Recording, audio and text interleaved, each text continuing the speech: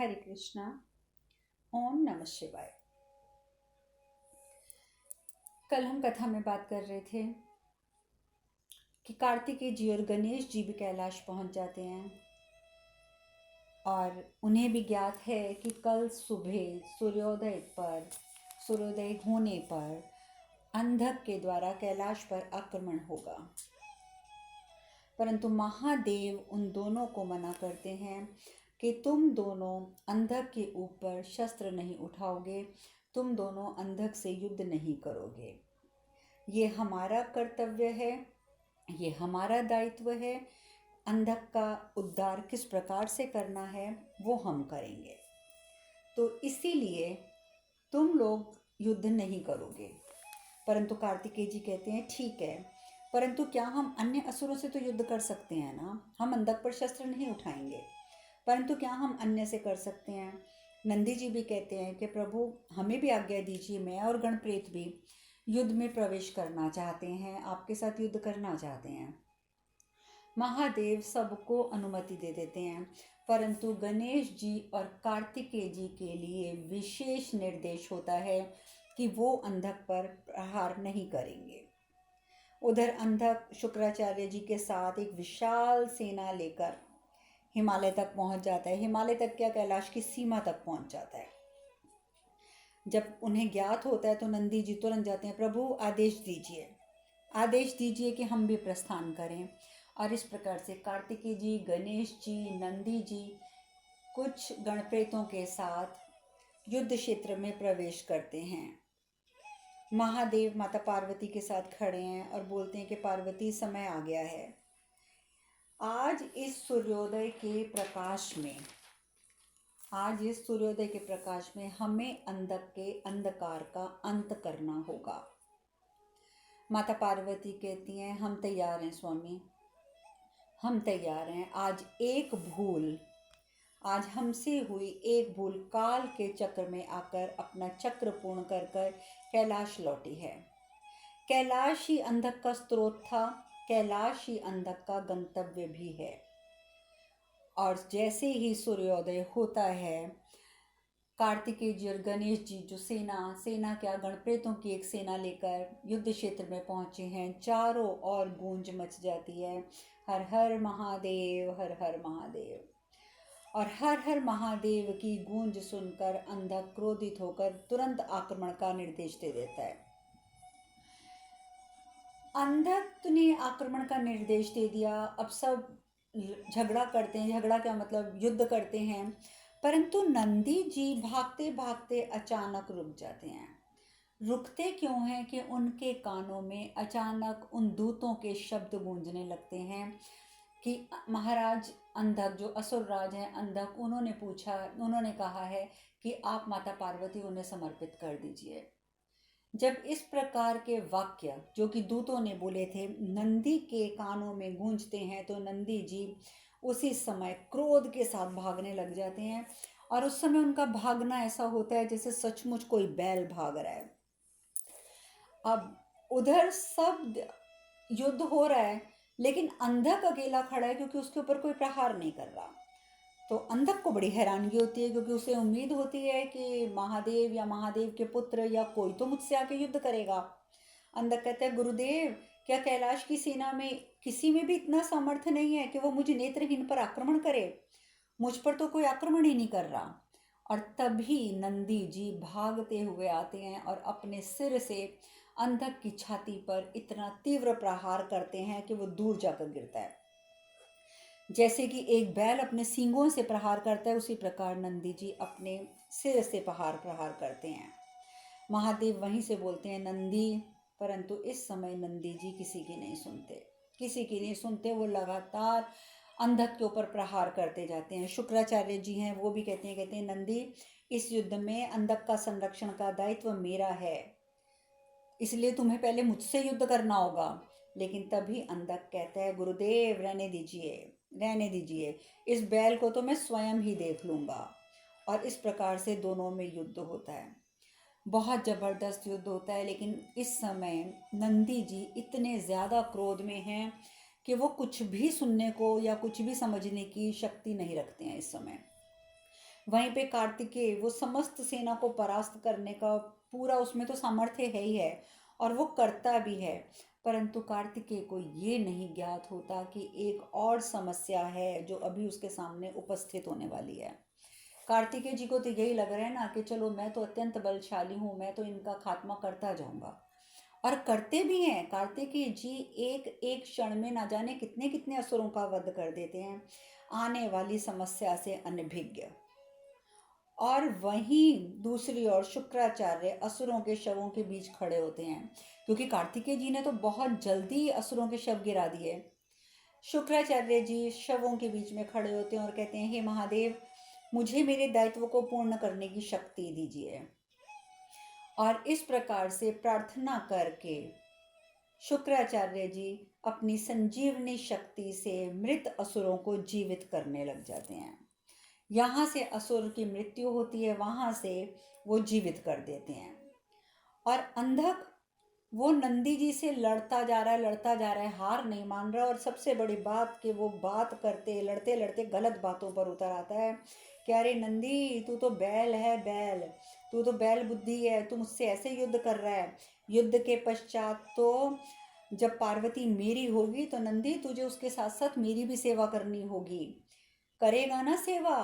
बस अंधक के ये कहने की देर होती है कि नंदी जी अति क्रोधित हो जाते हैं और क्रोध में आकर अंधक को उठाकर इतना घुमाकर इतनी दूर जाके पटकते हैं कि जिसकी कोई सीमा नहीं है। और उधर जब महादेव भी देख रहे होते हैं कि नंदी जी किस प्रकार से युद्ध कर रहे हैं, महादेव कहते हैं, देखो नंदी हमेशा भक्ति भाव से युद्ध करता है। अंधक में थोड़ी सी भी बुद्धि शेष होती ना तो वो भक्ति की शक्ति का उसे अभी तक बोध हो चुका होता कि जिसे वो एक बैल बैल करके इस प्रकार से अपना व्यवहार दिखा रहा है वो उसमें कितनी शक्ति है। और वो ये समझ नहीं पा रहा कि नंदी जी की शक्ति सिर्फ भक्ति की शक्ति है। परंतु ये क्या, अंधक तो वैसे दुर्बुद्धि है, उसे तो समझ ही नहीं आ सकता कि भक्ति है क्या। वहीं दूसरी ओर कार्तिकेय जी के समक्ष वो समस्या आ जाती है जिसकी उन्हें अभी तक ज्ञान ही नहीं था, क्योंकि जिन जिन असुरों का वध वो कर चुके थे वो सब पुनः जीवित हो चुके थे। कार्तिकेय जी को सीधा ये लगने लग गया कि इन असुरों का युद्ध तो अभी अभी वध मैंने अभी किया था, ये पुनः कैसे जीवित हो गए। और उन्हें समझ नहीं आता कि किस प्रकार से शुक्राचार्य जी अपनी संजीवनी विद्या के माध्यम से सभी मृत असुरों को जीवित करते जा रहे हैं। इंद्रदेव जो ऊपर से ये सब देख रहे हैं वो कहते हैं, गुरुदेव, यदि शुक्राचार्य इसी प्रकार से संजीवनी से सबको जीवित करते रहे तो इस युद्ध का अंत कैसे होगा। इस युद्ध का अंत तो हो ही नहीं सकता है गुरुदेव, क्या होगा आगे। बृहस्पति जी कहते हैं, शांत रहिए देवराज, आप शांत रहिए, महादेव स्थिति से अनभिज्ञ नहीं हैं। उचित समय आने पर वो हस्तक्षेप करेंगे। वो हस्तक्षेप क्या करेंगे, वो युद्ध में सम्मिलित भी होंगे। परंतु आप अभी शांत रहकर सिर्फ देखिए कि क्या हो रहा है।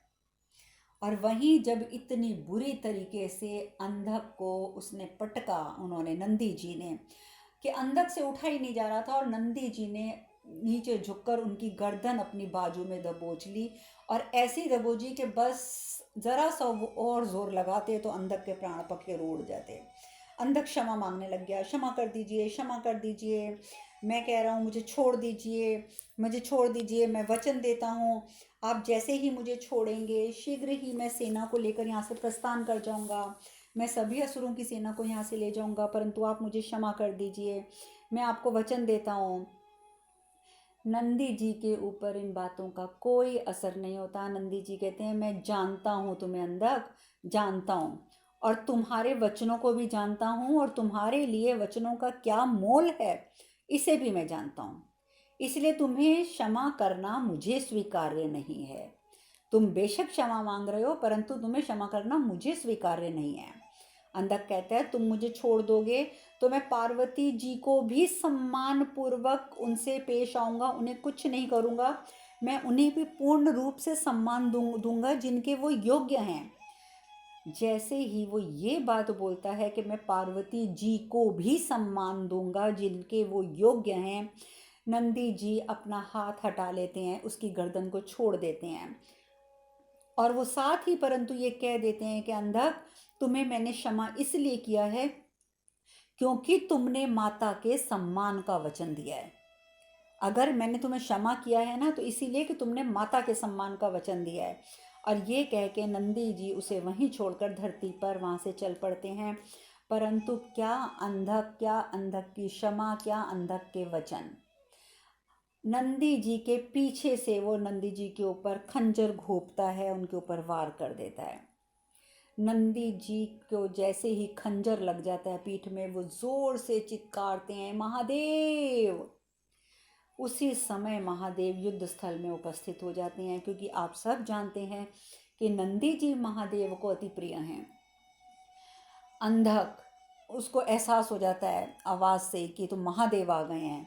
गुरुदेव गुरुदेव रक्षा कीजिए, गुरुदेव रक्षा कीजिए। अब गुरुदेव रक्षा क्या करें, गुरुदेव उस समय तो वहाँ पे होते भी नहीं है, पर वो और ज़ोर ज़ोर से चिल्लाता है, गुरुदेव आइए यहाँ पर, रक्षा कीजिए। आपके अर्थ अनुसार तो आपको मेरे संरक्षण का दायित्व है, आपको उठाना है, आपको मेरा संरक्षण करना होगा। आइए आइए, जल्दी आइए, मुझे बचाइए। शुक्राचार्य जी अंततः वहाँ पहुँचते हैं और वो कहते हैं कि आप हम अपने दायित्वों का पालन करने हेतु करेंगे, आज हम जो भी करेंगे, जो भी करेंगे, क्योंकि महादेव आप ही ने हमें कहा है कि हमें अपने दायित्व का पूर्ण श्रद्धा और निष्ठा से पालन करना है। तो महादेव, हम पहले ही आपसे क्षमा मांगते हैं और हम आपको कह देते हैं कि आज हम जो भी करेंगे वो हम अपने सिर्फ दायित्व को पूरा करने के लिए करेंगे। आप शुरू कीजिए महादेव, शुरू कीजिए। महादेव का अर्थ क्या हुआ कि महादेव आप युद्ध शुरू कीजिए। महादेव कहते हैं एक गुरु कभी भी अपने शिष्य पर आक्रमण नहीं कर सकता। एक गुरु कभी भी अपने शिष्य पर आक्रमण नहीं कर सकता है। तो शुक्राचार्य कहते हैं यदि ऐसी बात है तो शिष्य भी तो अपने गुरु पर आक्रमण नहीं कर सकता। एक शिष्य कैसे अपने गुरु पर आक्रमण कर दे। महादेव कहते हैं किंतु एक गुरु अपने शिष्य के संरक्षण हेतु आक्रमण कर सकता है, इसीलिए आपको आक्रमण करने की पूर्ण अनुमति है।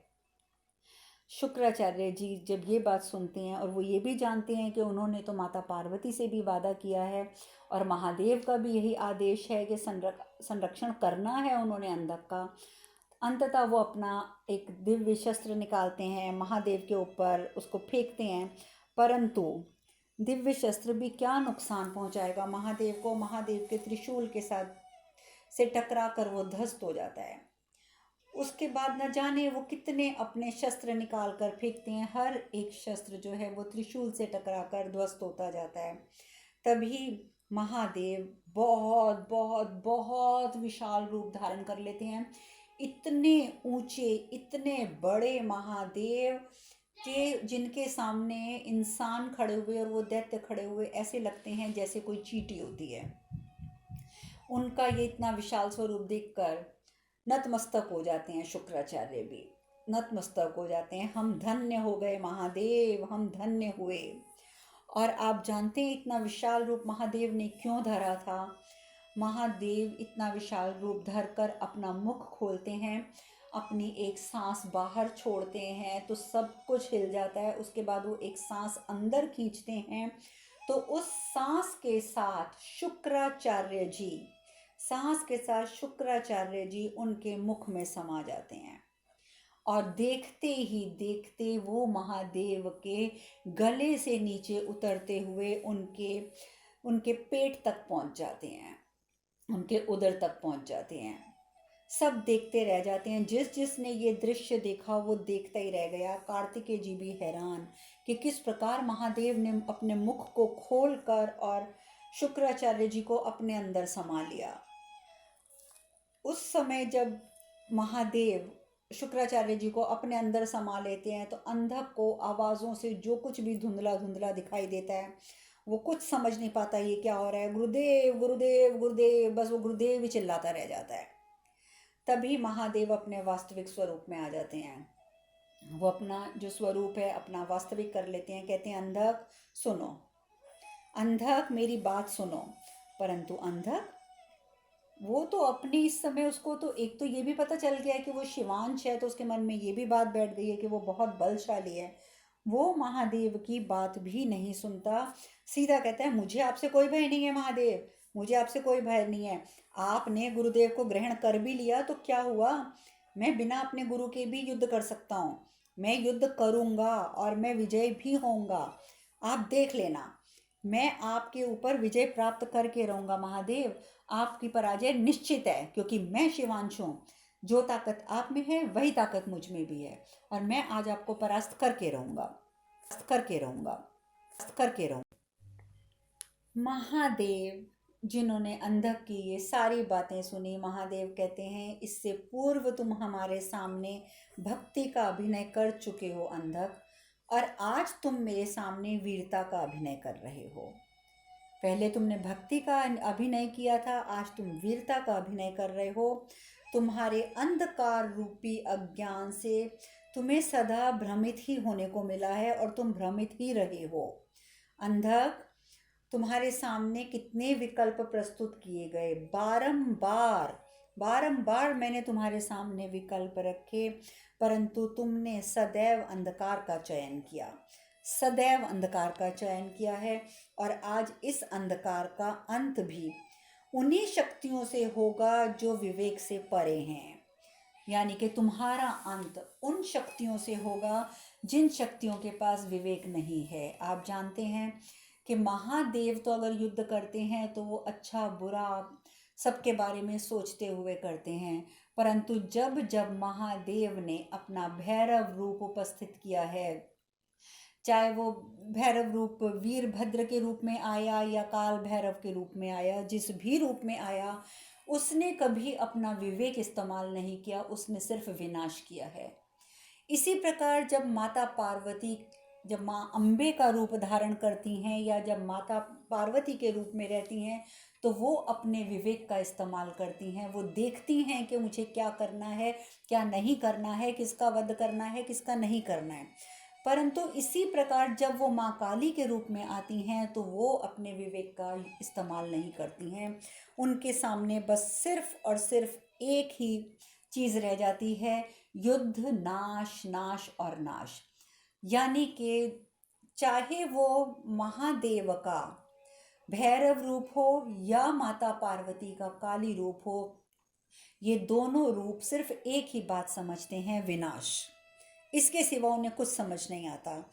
और महादेव ये कहकर कि तुम्हारा अंत उन्हीं शक्तियों से होगा जो विवेक से परे हैं, वो अपनी एक जटा उखाड़ते हैं, अपने सर से एक जटा उखाड़ते हैं, उसे धरती पर फेंकते हैं। धरती पर गिरते ही उसमें अग्नि प्रज्वलित हो जाती है, और देखते ही देखते वो जटा जो महादेव ने अपने सिर से तोड़कर और धरती पर फेंकी थी, वो प्रज्वलित होते होते बिल्कुल एक दैत्याकार भैरव के रूप में उपस्थित हो जाती है।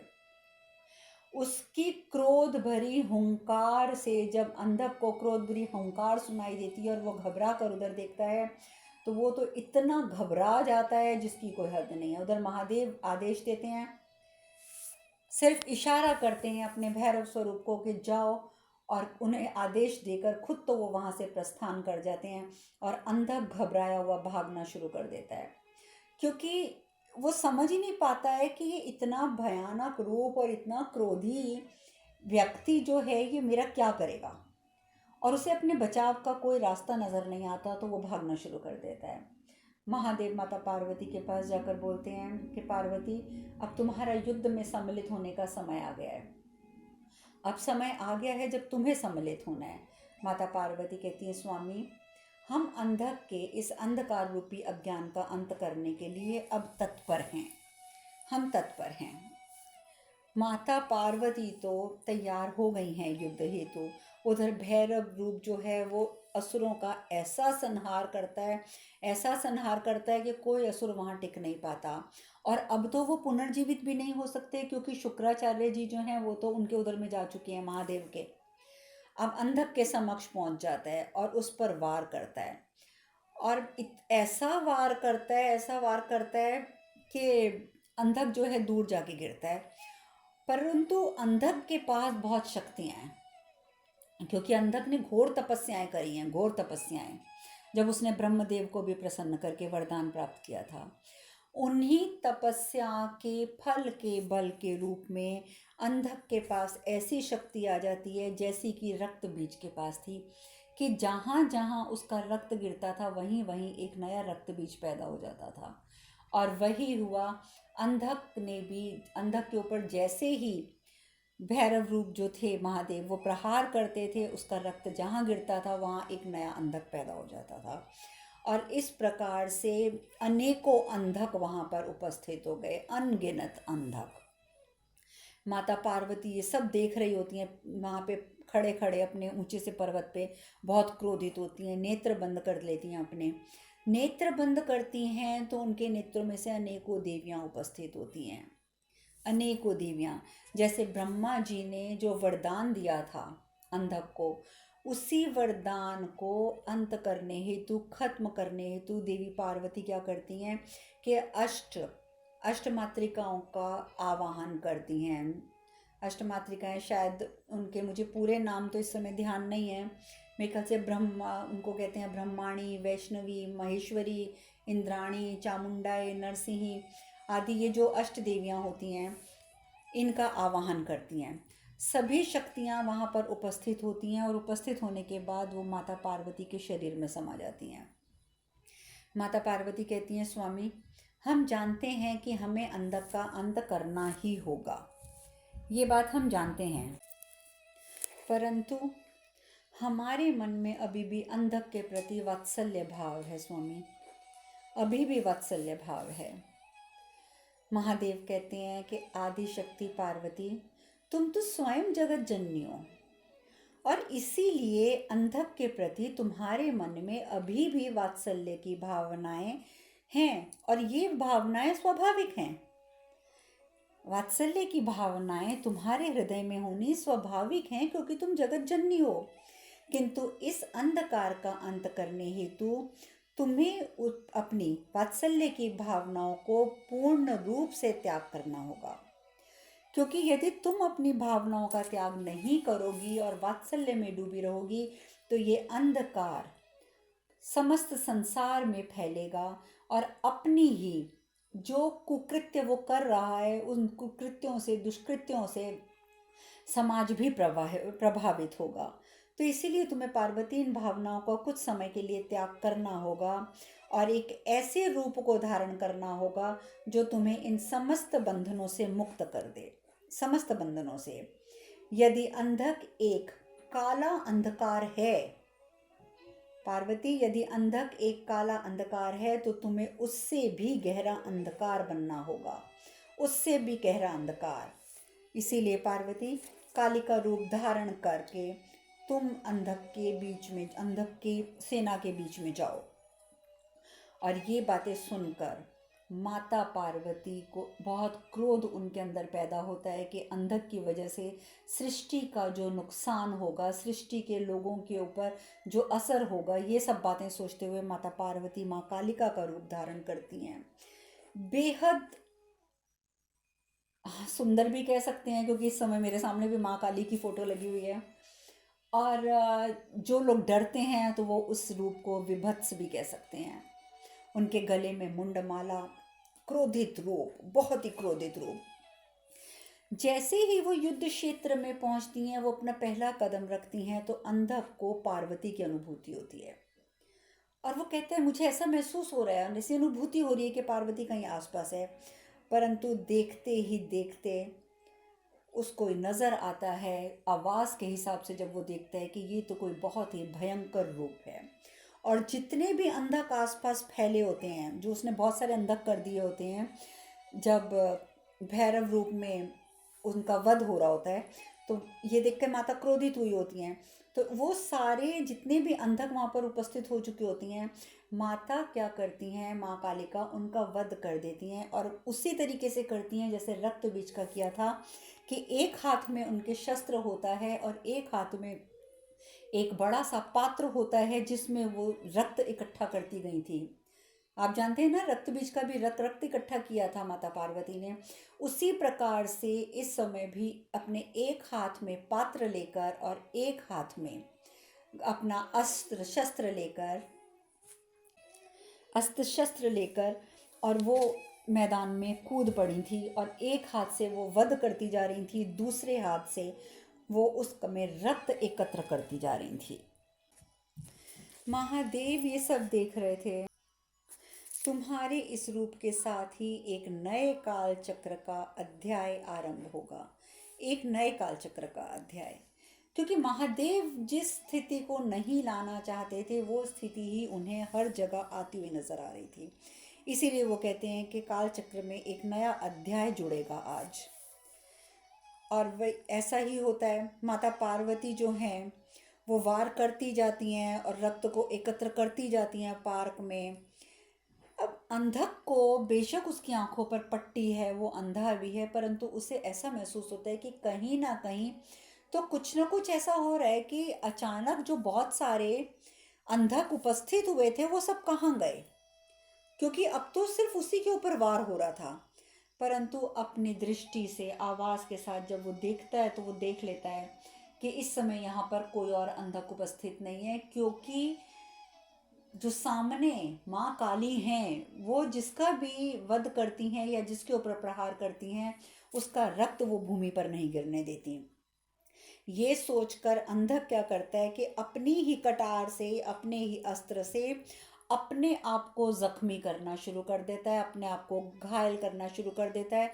और जहाँ जहाँ वो अपना ही हाथ काटता है, रक्त गिरता है, वहाँ एक अंधा कभी कहीं से खून निकलता है, कभी कहीं से निकलता है, और फिर से इस प्रकार से अंधक वहाँ पर उपस्थित होने शुरू हो जाते हैं। परंतु भैरव रूप में महादेव जो वहाँ उनका एक अंश उपस्थित है, वो तुरंत अपनी, उनके पास बहुत बड़ा शस्त्र होता है, उस शस्त्र से वो सारे अंधकों का नाश कर देते हैं। और दूसरी ओर माँ काली वो अपने पात्र में उस रक्त को इकट्ठा करती जाती है। अंधक घबरा जाता है, भागता भागता भागता भागता गिर जाता है। भूमि पर बेशक गिर गया पर अपने आप को फिर संभालने की कोशिश की, अपने आप को प्रोत्साहन देना शुरू किया। उठो अंधक उठो, पराजित नहीं हो सकते तुम, किसी भी तरह से पराजित नहीं हो सकते, तुम्हें तो पार्वती को जीतना है। अरे अपने आपको बहादुर, अपने आप को इतना कमज़ोर मत समझो, उठो, अपना शस्त्र उठाओ, आक्रमण करो, दोबारा आक्रमण करो, उठो। अंधक अपने आप को खूब प्रोत्साहित करता है वो कि किसी प्रकार से मैं उठूं। तभी वहाँ पर अंधक के समक्ष माँ काली आ जाती हैं और भैरव जी भी आ जाते हैं। दोनों वहाँ उपस्थित हो जाते हैं और जैसे ही उनके पद पद जो पैरों की आवाज़ होती है उसके द्वारा जैसे ही वो उन दोनों के चेहरे को देखता है घबरा जाता है, क्योंकि वो दोनों एक साथ अंधक के समक्ष खड़े होते हैं। हाथ जोड़ देता है, अब बहुत बड़ी भूल हो गई, बहुत बड़ी भूल हो गई है, मुझे मुझे क्षमा कर दीजिए, मुझे क्षमा कर दीजिए महादेव, महादेव आइए, महादेव आइए, मुझे क्षमा कर दीजिए, आइए मेरी सहायता के लिए। आज जीवन में प्रथम बार मुझे आभास हो रहा है कि कितने कुकर्म किए हैं मैंने, मुझे मेरी भूलों के लिए मुझे क्षमा कर दीजिए। सत्य कह रहा हूँ, सत्य कह रहा हूँ, मैं प्रथम बार सत्य कह रहा हूँ। और इस प्रकार से वो महादेव को पुकारता है, महादेव को पुकारता है वो जोर जोर से। और सच में इस समय अंधक के मन में ग्लानि है, शायद उसको एहसास हो गया है कि वो क्या था, वो क्या कर सकता था और वो क्या कर रहा था।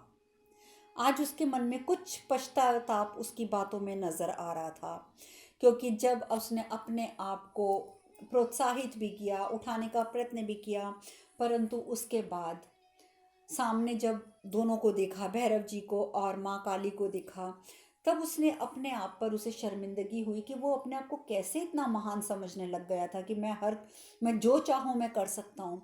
ऐसी दुर्बुद्धि। और वो अपने माथे पर हाथ मार कर कहता है कि ये मेरी ही दुर्बुद्धि थी जो मुझे उकसाती रही और मैं उसकी बात मानता रहा। परंतु इस समय उसकी बातों में इस बात का बोध हो रहा था जैसे सच में वो पश्चाताप कर रहा है।